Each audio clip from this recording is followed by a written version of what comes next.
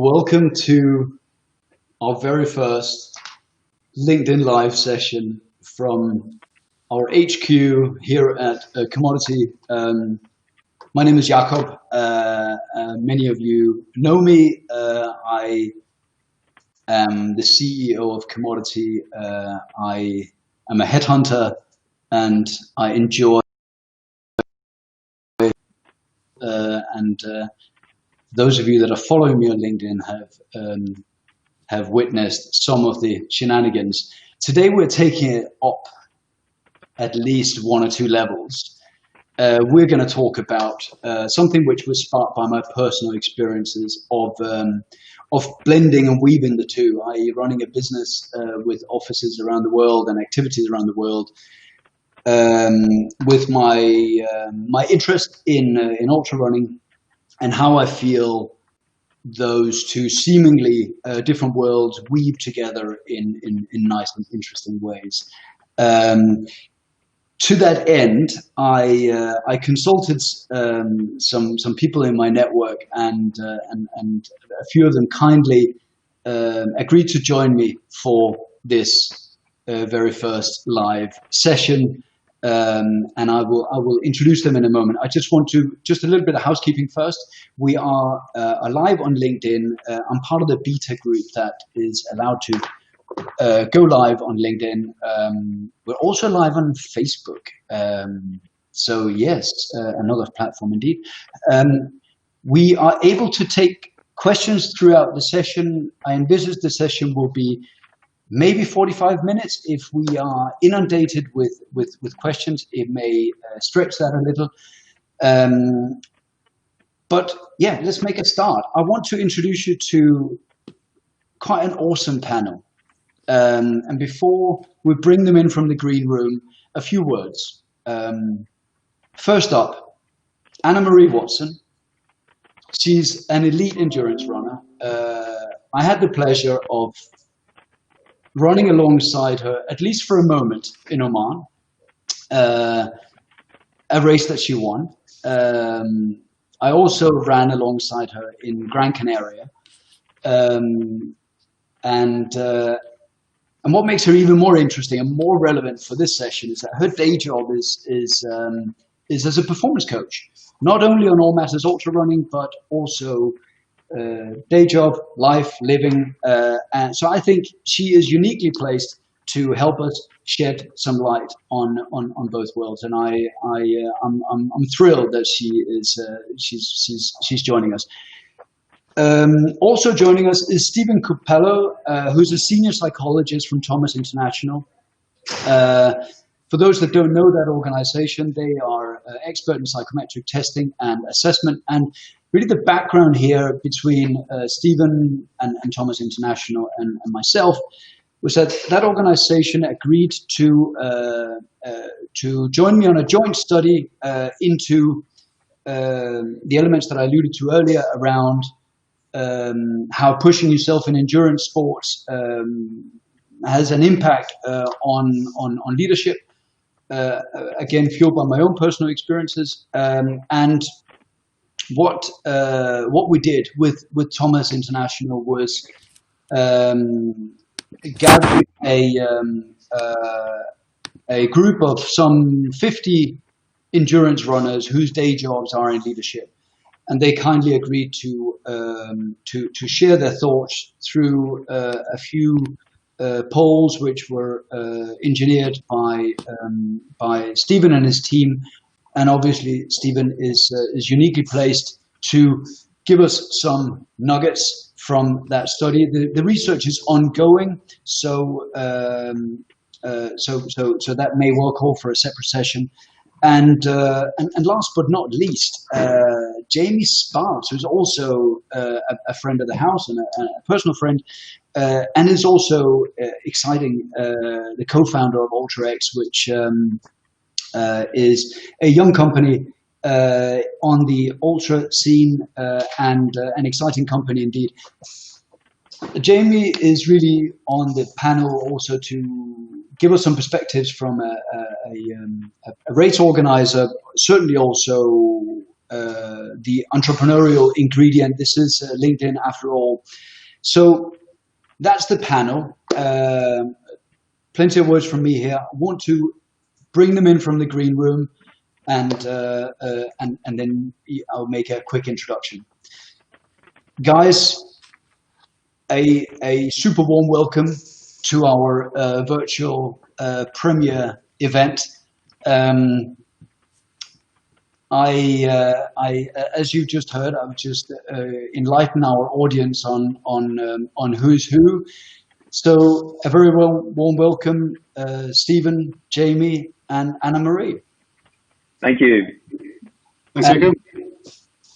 And thank you very much in advance for lending us your time and your insights on this. It's a live session,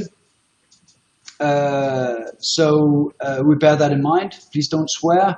If you get booted off, we know what to do. We'll bring you back in.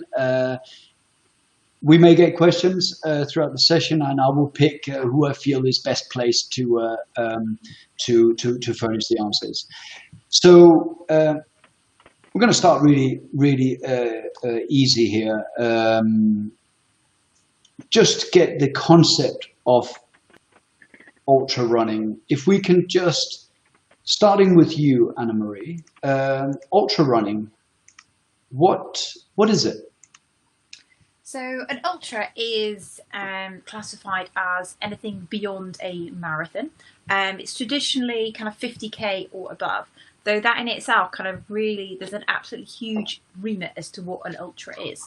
So you have your 50ks, your 100ks, your 100 milers. People are really pushing the boundaries at the moment and doing 200 miles, 300 miles plus. So there's that kind of a distance that you're covering. There's also another element where there's a time component as well. So there can be 24 hours, 12 hours around a track.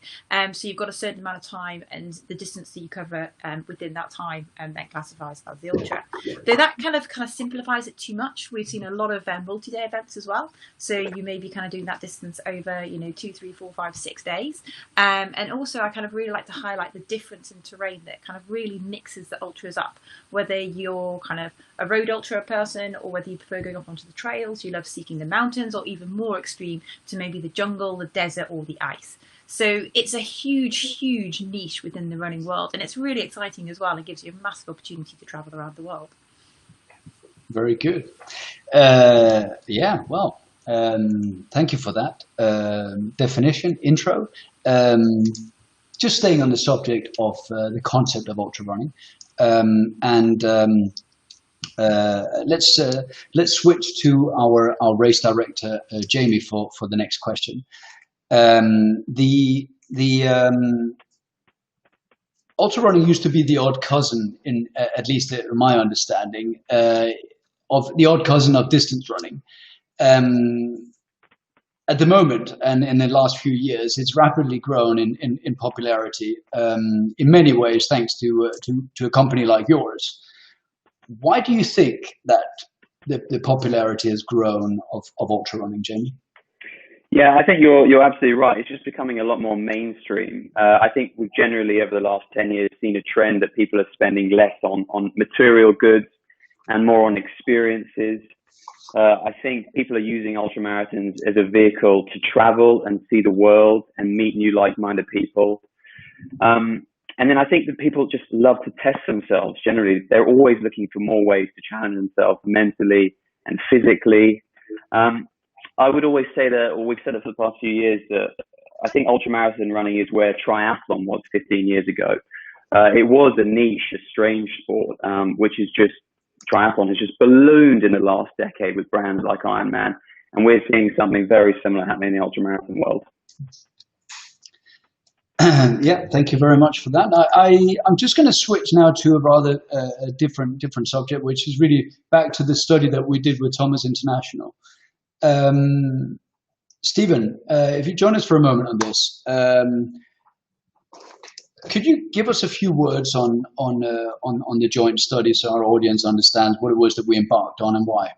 Absolutely. So as you mentioned, I work for Thomas International, so we're a psychometric test publisher. So we work with different organizations using assessments looking at things like behavior, personality, aptitude, that help businesses in things like staff recruitment, development, retention.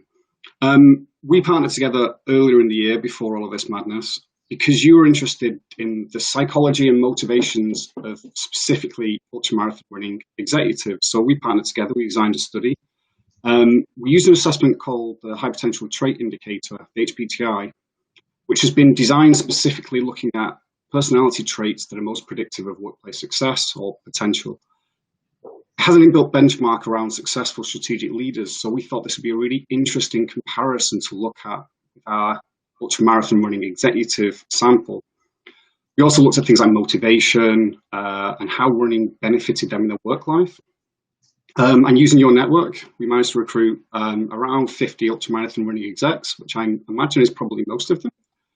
And then we kind of analysed that data, and I've got some hopefully quite interesting findings to share with you today. It's probably worth stating that I'm not an ultramarathon runner, so a couple of cheeky half marathons in lockdown. So I think I'm going to be looking to my co-panelists for some of the insights and context around some of the findings that we've got, which I'm looking forward to. Very good, thank you, Stephen. Just jumping to a question from our audience, a simple one really. Why do people run ultra marathons? Let's get Anne-Marie's perspective on this, please. Just before we dive into the question, I'd love just to kind of comment to Stephen that he hasn't run an ultra yet, but maybe we'll be able to persuade him to up his distance from a half marathon after this session together. You're in good hands. Stephen, you're in good hands. Okay, we'll make sure that this works out well. Yeah, good question. Like, why do people run ultras? I get it. On the surface of it, when you're talking about it, it can seem a little bit insane to kind of put yourself through it. Though ultimately, you know, I can kind of only answer for myself and then like the conversations that I've had with many across my network. And it kind of comes down to this really wanting to challenge yourself. And I find that there's often a bit of a common thread within the fact that people may have done like a half marathon, and then you kind of like, okay, so what next? And that kind of step up to an ultra, it's a jump. It's something different. It's a new challenge. It's a physical, it's a mental and an emotional challenge. And it really is that kind of pushing yourself. I think that is the key. And kind of talking to, you know, some of the running athletes that I coach and kind of across my network, that seems to be like that kind of real kind of challenge. And it's having a goal as well and having to kind of really be able to kind of work towards it. A lot of times these kind of race projects are really the focus of someone's year, and they kind of build their year around it. They may build their travel around it, and maybe kind of link it to kind of work events as well. I know a lot of people kind of travel to work and then they may see if there's an ultra on in the area as well and kind of combine them. I know that you've done that kind of several times, Jacob. And it's kind of, it's an opportunity to kind of, you know, to see the world as well. And there's also the community aspect as well. The ultra running community, that's the thing that for me draws me back time and time again. Everyone is so friendly. So it's really, you know, there's that individual kind of challenge level. There's that kind of like social connection with others. And there's also kind of like that travel and curiosity at the world. So there's a total kind of mix, but that's what for me and for what I've kind of had discussions with others about. Yeah, no, really, really good. There's a lot of that resonates with myself. Thank you for that, Anne-Marie. Jamie, you're obviously quite close to this in terms of what the drivers are of your clients. Perhaps excluding those that are running multiples, because I think I'm quite interested in why do people step onto this scene from your point of view? What feedback are you getting? Well, I think one thing that we're seeing at UltraX is that people are starting to run ultramarathons at a much younger age.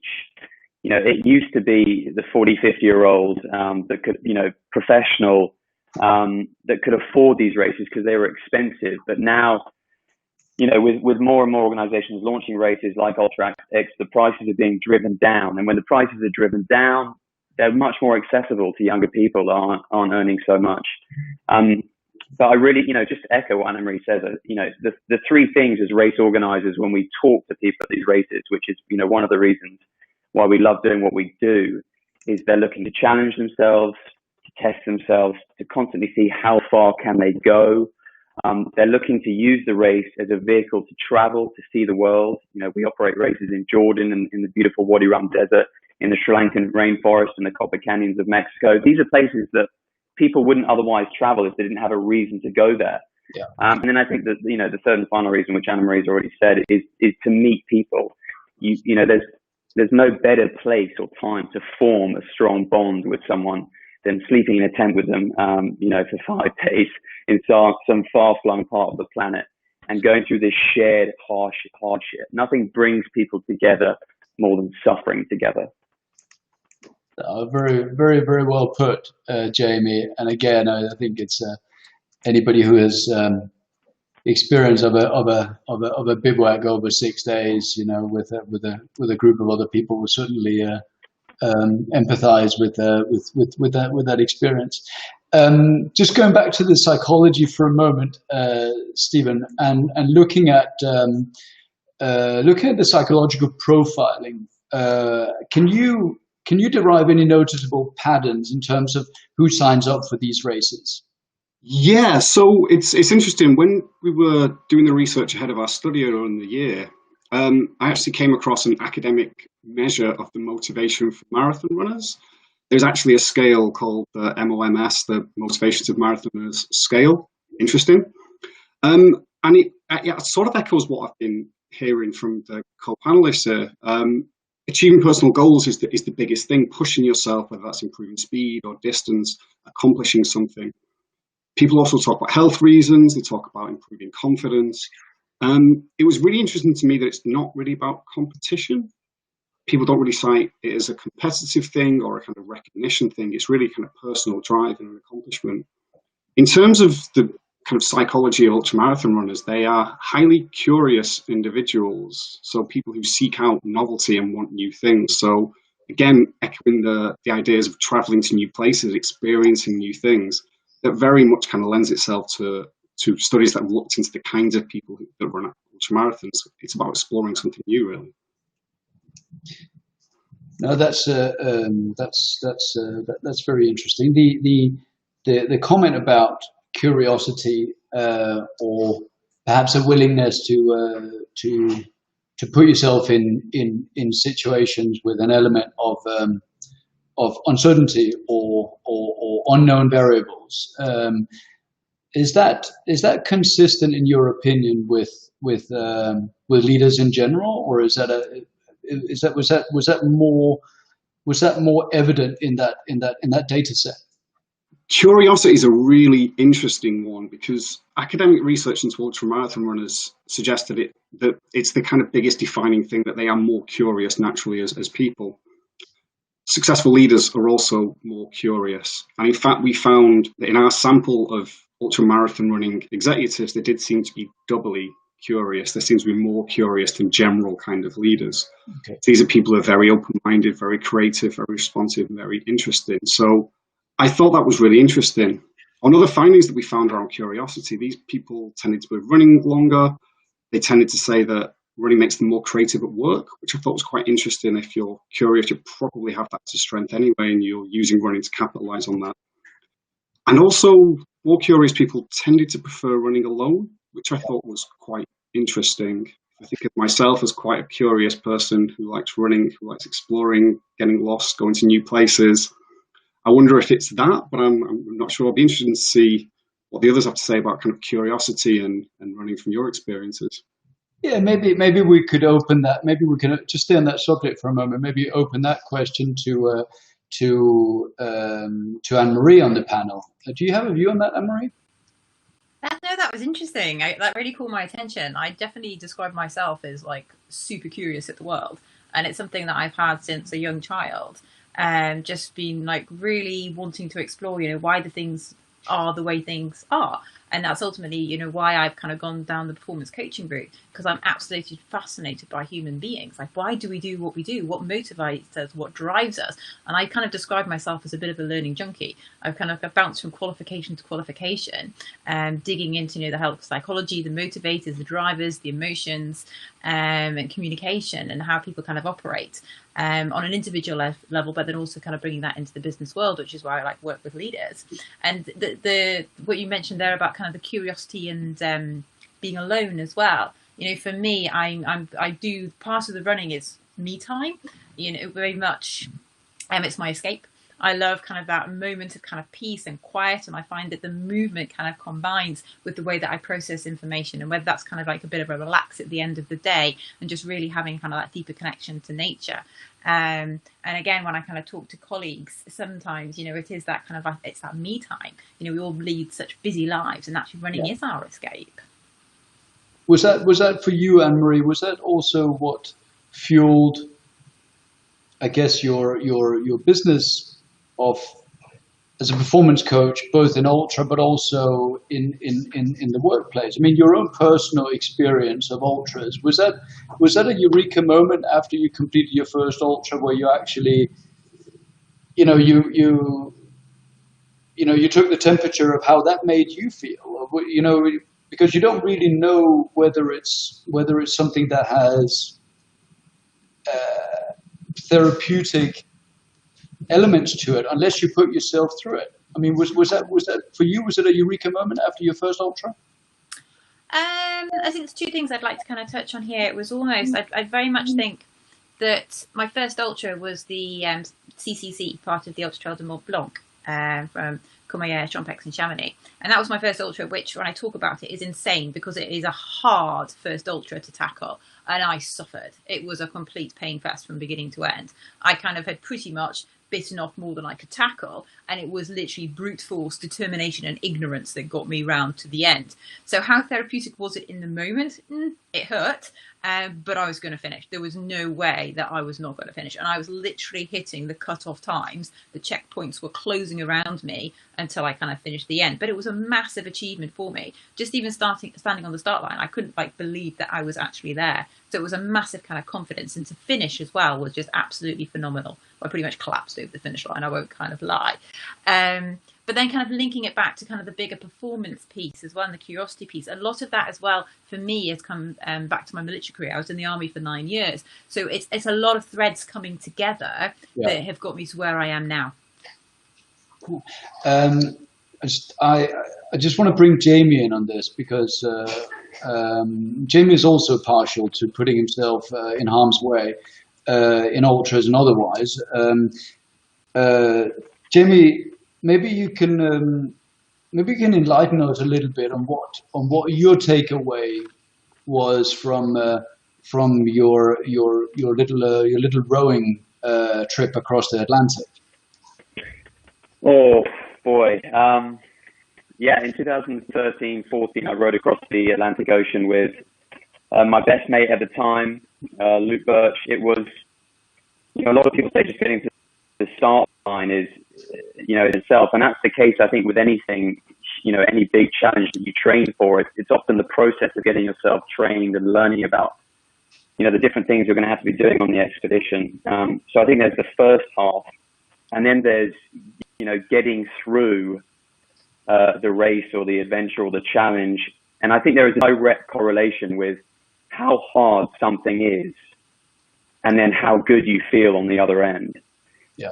I definitely think that the more you suffer, whatever it might be, the feeling of euphoria at the finish line is heightened. And it was the most horrible 54 days of my life by far. It was miserable. I have very few good things to say about it, really, but it did mean that when we rode into Antigua in the Caribbean and the deep ocean turns from gunmetal gray, which is all we've seen for, 2 months, and starts getting lighter, and then turquoise, and then you can see land and the island, just the wave of emotions and the euphoria, as I've said before, it's unparalleled. I've never experienced anything remotely like it. And I guess that's why people have to up it each time, or feel like they need it's to get that same initial hit that they did first time. I think it's I've heard that people in the military feel something similar, the rush of adrenaline, and I think it can become addictive. Yeah. Okay. Well, thank you for sharing those personal anecdotes on that. Maybe we should also just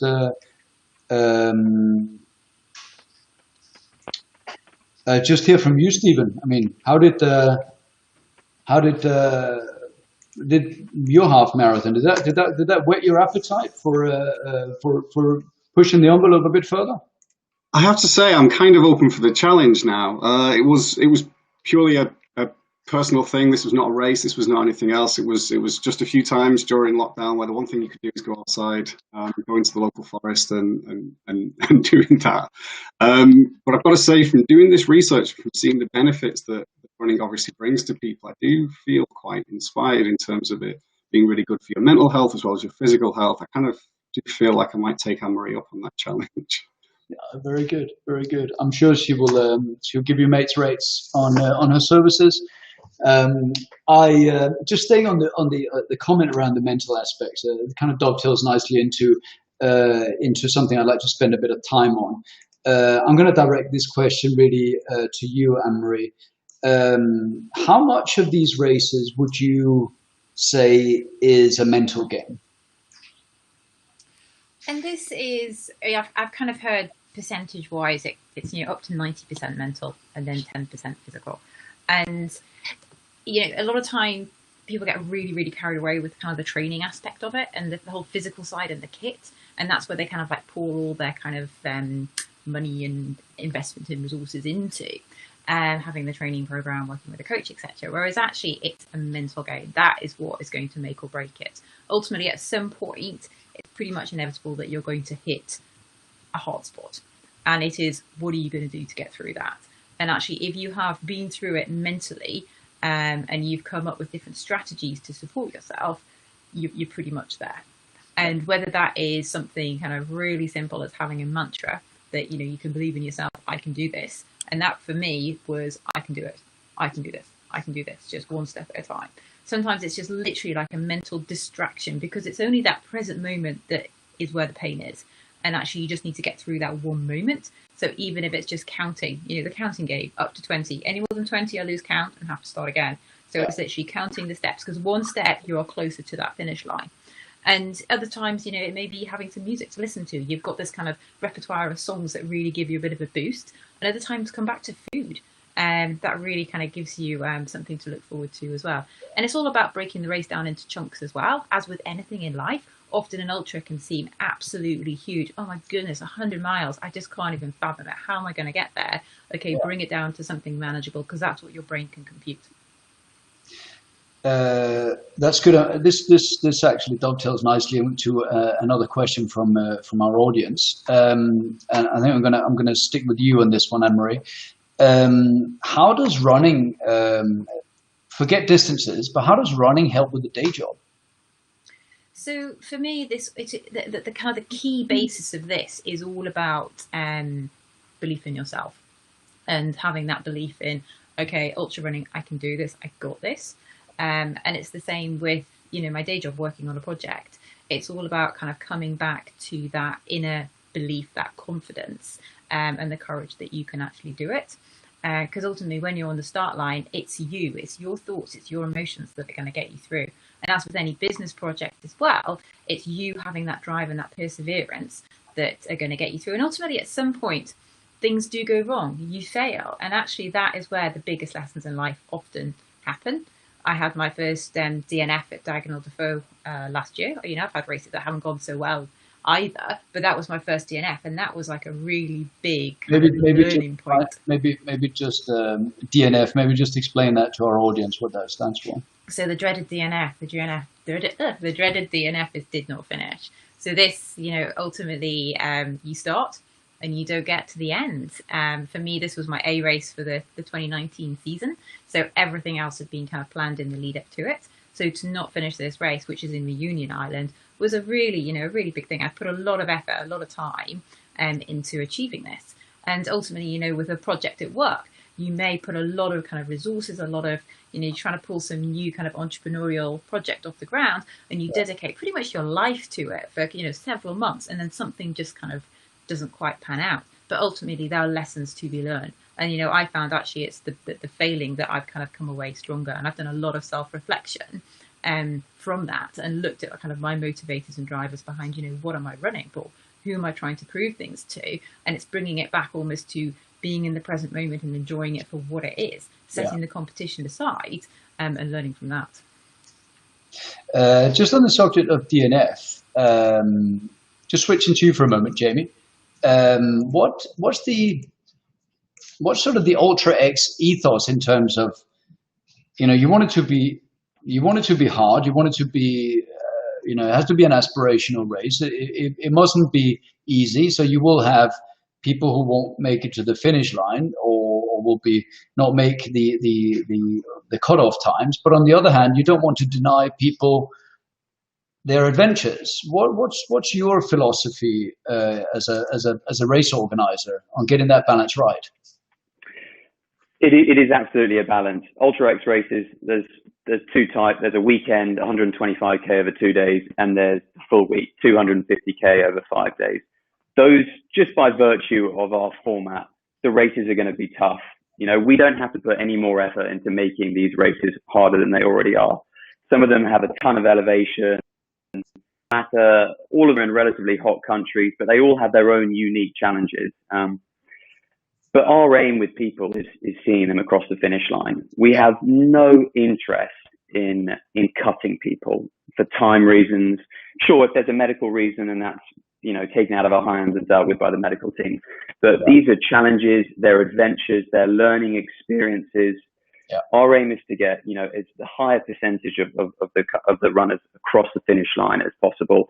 And we as the crew do as much as possible to make sure that happens, because no one wants to train for 6 months or more, travel out to the location, bust a gut to get 80% of the way there and then get cut. So for us, we want to see you finish, and we'll do whatever we can to make that happen. So do you find yourself in the Jordanian desert being a motivational speaker to runners that have kind of lost the will to continue? Absolutely, Jacob. Most of the time I spend in a 4x4 driving around the course, and we'll often pass runners. We'll just stop, to see that they're okay, and they'll come over to the window and they'll say, "I'm not feeling good. I'm really not feeling good." And at that moment, you can either say, "There's 30k to go. This is super tough. Do you want to get in the back?" Which is what they're wanting you to say, because that's their get out of jail card. Then that's their excuse to finish. But instead, you've just got to, you've got to say, "It's super tough. You're doing really well, and I'll see you." And you've got to drive off. And I've had people come up to me at the finish line and said, "Jamie, thank you so much for not letting me get in the finish line. I wanted more than anything, for you to tell me it was okay to stop, but you just went on, and thank God, because that was my lowest moment. And if I'd finished then, I would regret it forever." Yeah. No, very, very interesting. Thank you for sharing that. Just going to shoot back to this study for a moment. Obviously, as I alluded to in the intro, the poll and the work that I did with Stephen Coppello and his team at Thomas International was partially fueled by my own experience on the subject. But I'd like to hear from you, Stephen, around, based on the study and the work you guys have done in crunching that input that we got, what parallels do you see in terms of what predicts performance in sport and in the workplace? It's interesting, actually, quite a lot. And to be completely frank, it was more than I expected. Looking at our kind of sample of ultramarathon running executives, they were broadly very similar to general executives. So we have a benchmark around successful leaders, and on 6 of the traits, they were in that kind of banding. There's one that we're a little bit short on, but pretty much there. Talk about parallels between performance in sport and work. It was really interesting when I started digging down into the data.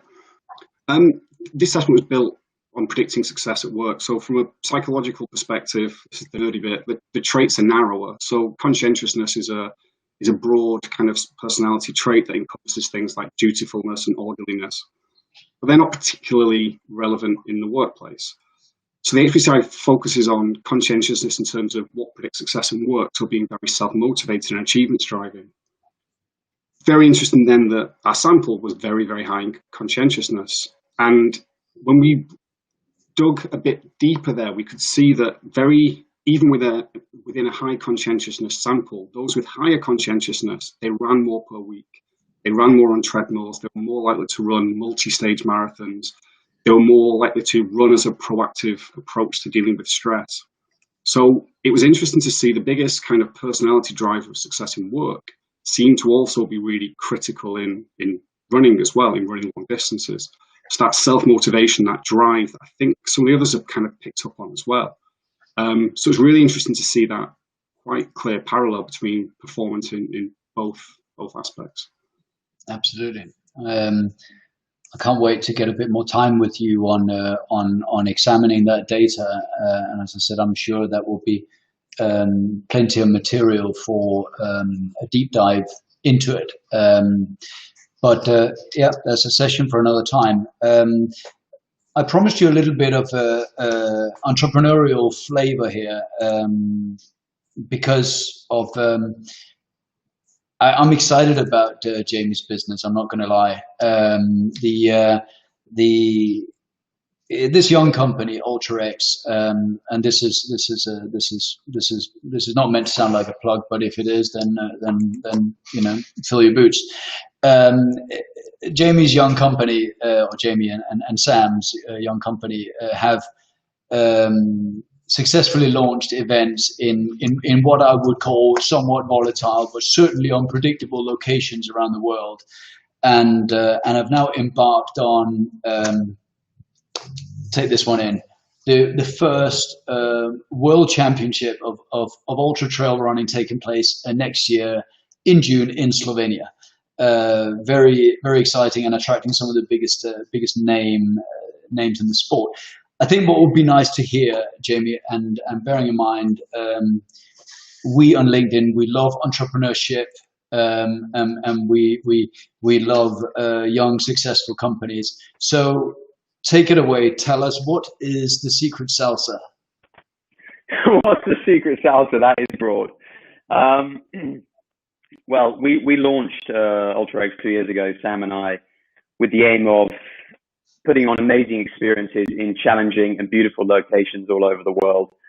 And there were already a few businesses that did that, but they were expensive. They weren't accessible. Our aim is to bring the level of accessibility right down and to make ultra running something which everyone can do, because it's a great thing to use to see the world and meet new people and challenge yourself. And we're launching more races every year. We've got, I think, 6 races at the moment. We'll have 8 next year.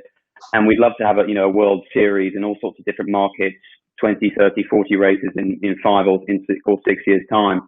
But one of the founding cornerstones of UltraX was that we wanted to put on the UltraX World Championships. We're going to start off every 2 years, but it'll then become an annual thing. And the World Championships, which is what you're referring to, in Slovenia in June next year, will bring together 100 of the best athletes on the planet. We're striving, and we're very close to achieving a 50-50 split with male and female runners, because we're always wanting to increase inclusivity of people. And then another 150 of other runners that have qualified through gaining points in other UltraX races. And we're very lucky because we've managed to secure an incredible lineup, including yourself, Jacob, with some of the best runners in the world. And it's going to be one hell of an event. 5 days, 250 kilometers. We're going to have a mountain stage, who's going to be king and queen of the mountains, a sprint stage, very much like the Tour de France. And what's also exciting is that we're going to have one of the largest prize pots in ultramarathon history. It's going to be £50,000 distributed between the podium, stage winners, and it's nice to be highlighting the athletes that do this sport, because ultra running is behind the vast majority of every other sport, primarily in the support for the professional athletes. The support just isn't available. So we're looking to do what we can to promote those amazing people. But, Secret Salsa, it's a hell of a journey. We're having a great time until COVID struck. But we hope that it will recover in the next 6 months or so, and we'll be able to kick off where we left off. Absolutely. Fingers crossed, Jamie. And as for Slovenia, I can't wait. It'll be super exciting. Yeah, well done you, well done Sam. You guys have done a crazy good job in building a brand in a short period of time. So Really appreciate it. very good. Let's just go back for a moment. Although I'd love to sit and talk racing with Jamie all day, but I'm just thinking, just trying to go back to talk mindsets for a moment. Switching back to you, Anna Marie. Can you give us your top hacks for developing a mindset that works for both running and business? So for me, it comes down to the foundations of both, and it kind of goes beyond work and beyond running. You really need to have like the basic bedrock sorted, or else it's just not going to happen. So for me, that kind of comes back to the fundamentals of how do you show up each day to life? What are your kind of daily rituals? What are your non-negotiables that you are embedding? And that is very much around nourishing your kind of your physical, your mental and your emotional well-being. And this is kind of stripping it back to making sure that you're getting quality sleep, that you're kind of eating so that your body's going to thrive. And it's very much about kind of staying hydrated. It's about meditating. It's about, enjoying the company of friends and family. It's about spending time outdoors, because ultimately that is what pulls everything together. That is what really creates the conditions for you to then put the mindset on top of it all. So it's having those habits, those daily rituals, that then everything is kind of built on top of.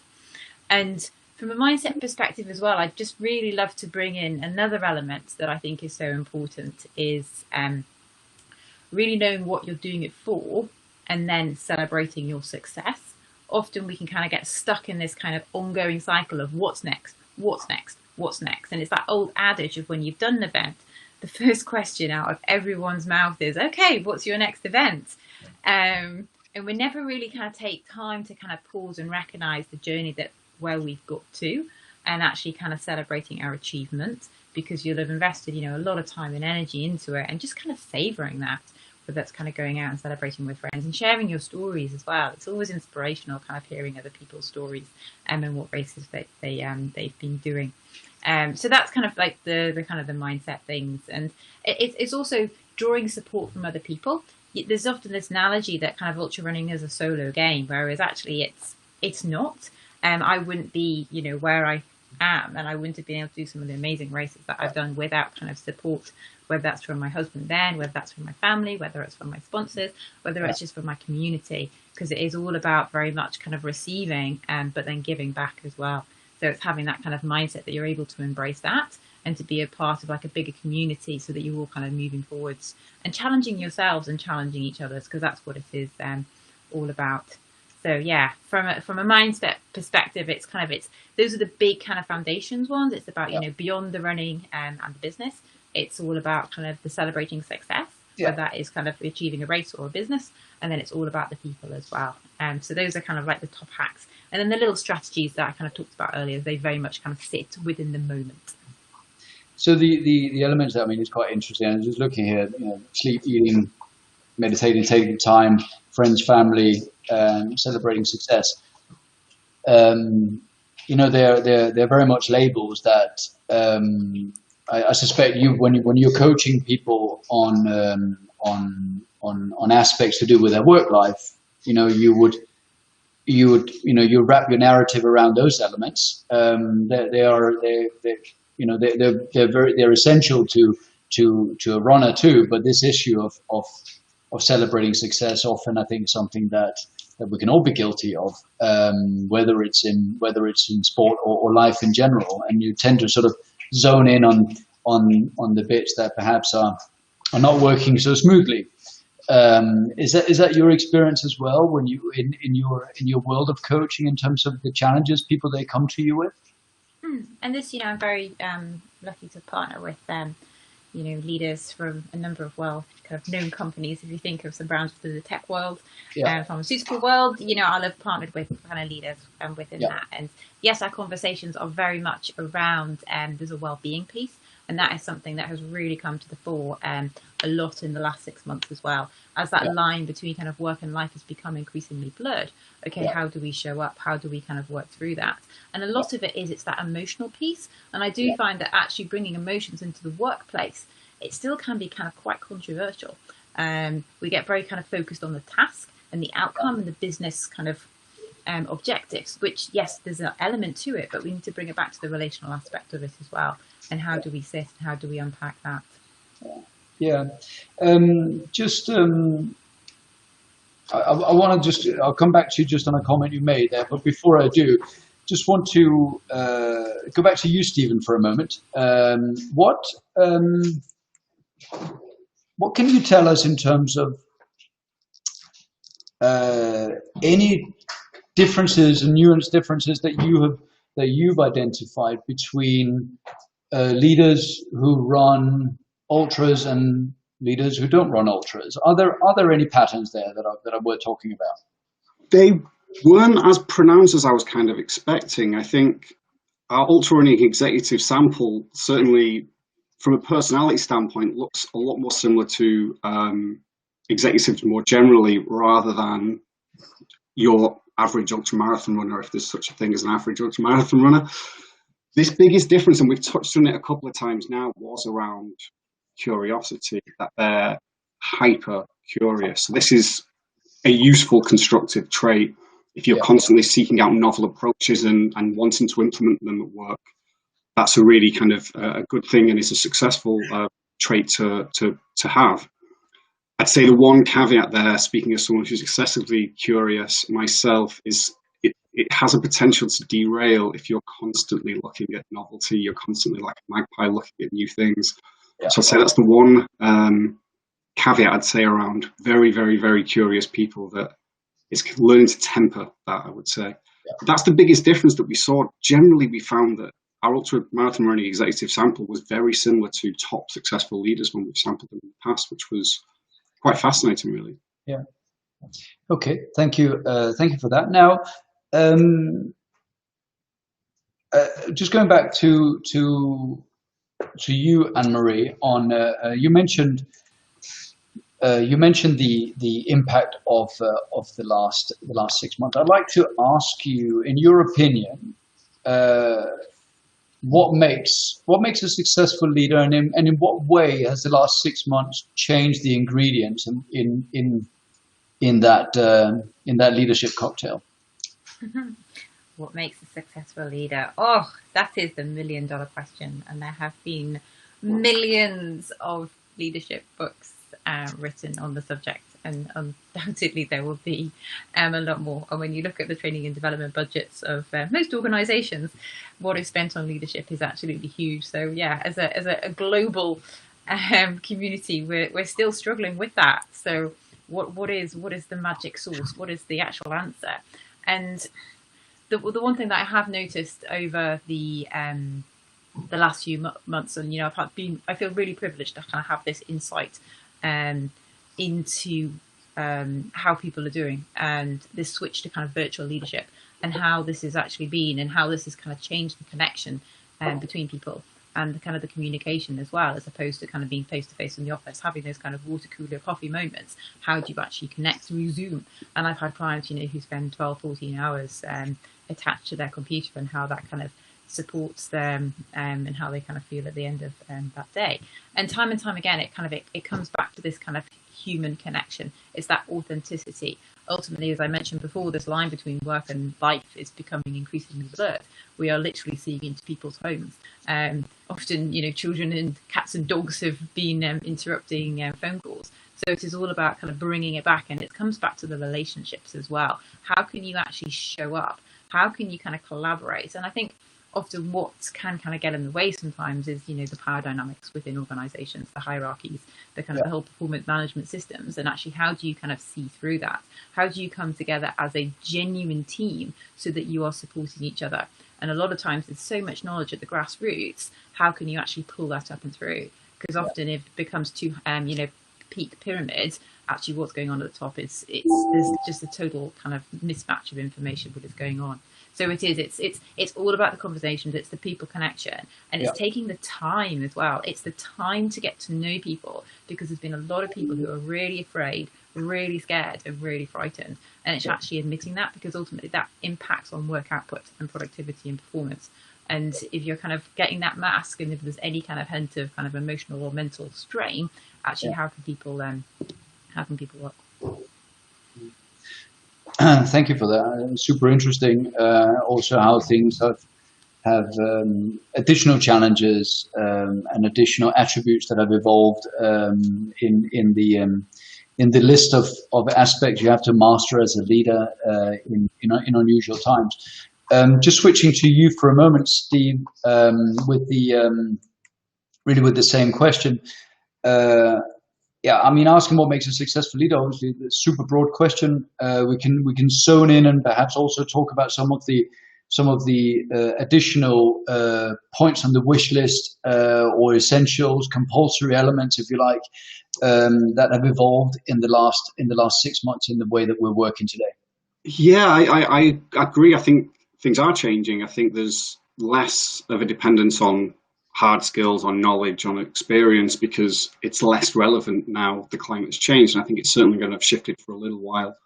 So I think the other things that were always important are now more important. So your ability to learn from your experience, soft skills like your interpersonal skills, time management, things like this. And as well, your personality, whether or not you have got the personality traits required for leadership.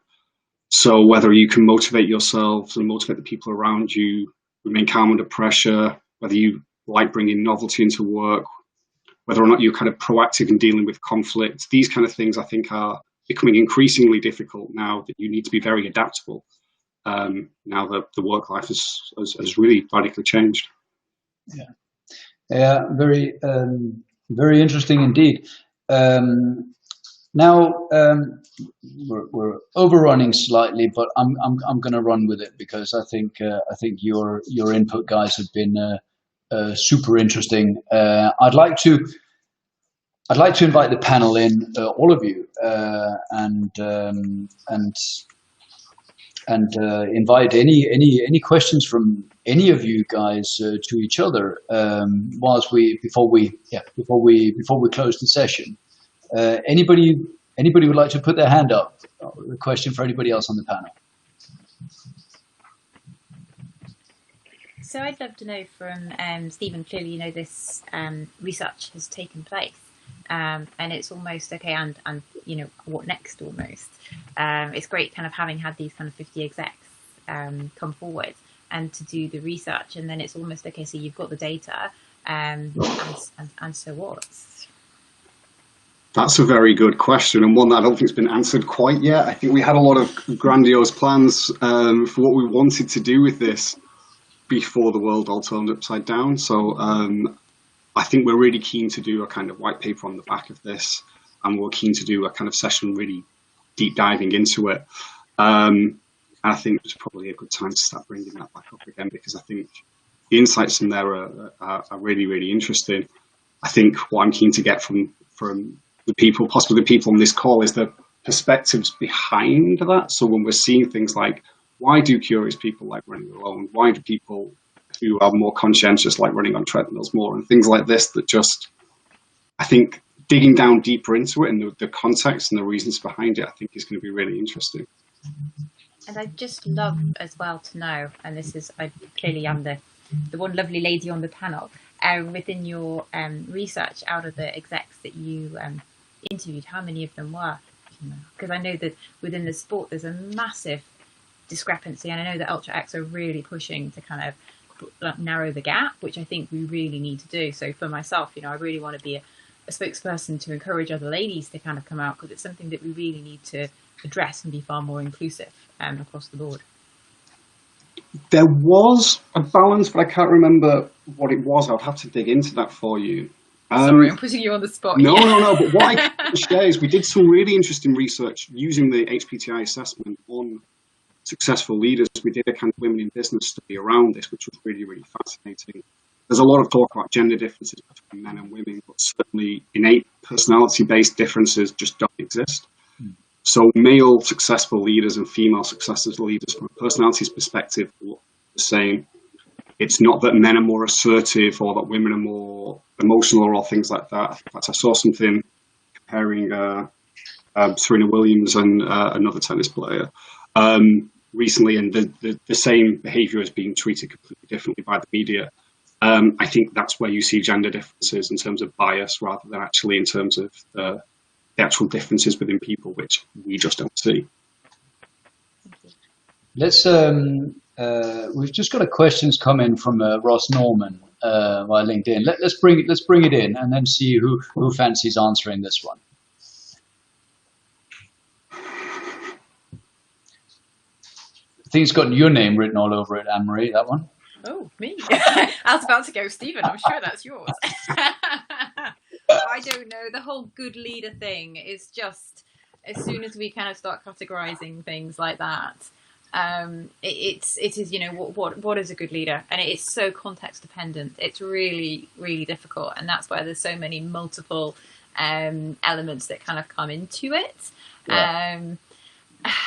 So yeah, and within ultra running as well, I encourage, you know, anybody who thinks that they have an inkling that they can do it, you know, go and have a go. And ultimately, there's a leader inside all of us. We just need to kind of give ourselves permission to lead. And I'd say the same with ultra running. We've all got the ability to do it. It's whether we make the choice.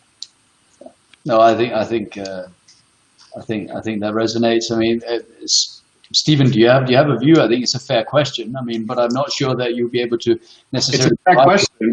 I would say the same traits that seem to enable someone to be a successful leader also enable them to be a successful ultra runner. But I don't think the two things, one of them comes before the other. I think if you're successful at one, there's a good chance you'll be successful at the other.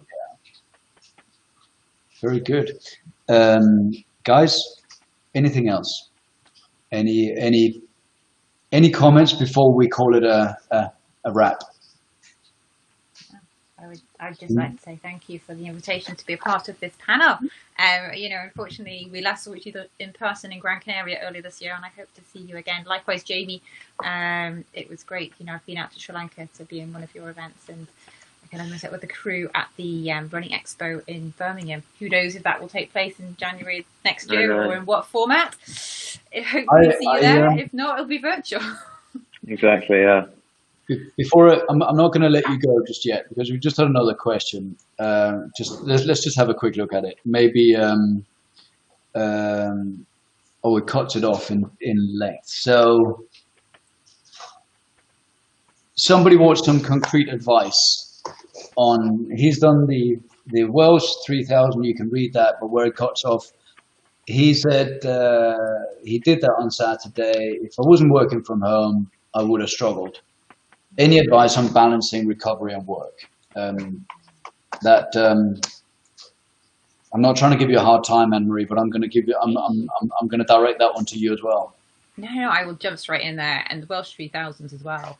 Congratulations! I headed up last year and did them for a training run, and they're great. I hope you have better weather than I did, though. It was horrific, proper Welsh mist and rain the entire time round. And this is the thing with any big ultra challenge, you kind of really need to be conscious of how much it can take out of you, physically, mentally and emotionally. And I've kind of learnt the hard way. Often I've kind of bounced between an ultra and work and not given myself time to recover. So it's actually really taking that time, particularly if you're traveling as well. And I know for myself, just driving down from, Snowdon down to Wiltshire, that in itself, having been out and done an event like that, it takes it out of you, you're fatigued.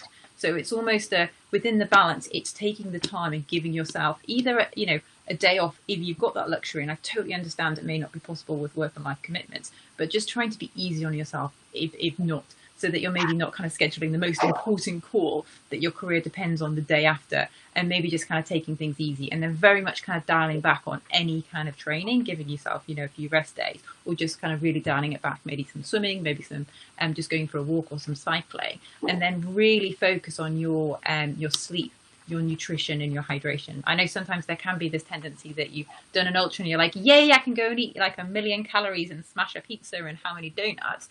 Actually, what your body really needs is kind of quality nutrients. Awesome. Thank you very much, Anne-Marie. You're such a fountain of knowledge on this, and I would encourage anybody to take you up on some one-to-one consulting on mindset, training, recovery, whatnot. Guys, you've been awesome. I think you, the audience, have been delightful. I hope it's been interesting. I have certainly found it super interesting to be part of this with you guys. So until next time, thank you very much for your time. We spent an hour on this subject. I think that's probably about right. Stephen, I look forward to working with you on our project. Anna Marie, I look forward to seeing you on a start line sometime soon. Jamie, I'm sure a flat white at the Natural Kitchen in Waterloo is on the cards. And I say the time. And I shall promise I will do some hill training in prep for Slovenia. So I won't let you down on that account. Thank you very much to all of you for your time and your thoughts and your knowledge on this. Yeah, I don't know how you finish these things nicely. I don't have a neat trailer to do that, so I'm just gonna call it. Thank you for your attention, everybody. All the best. Boom.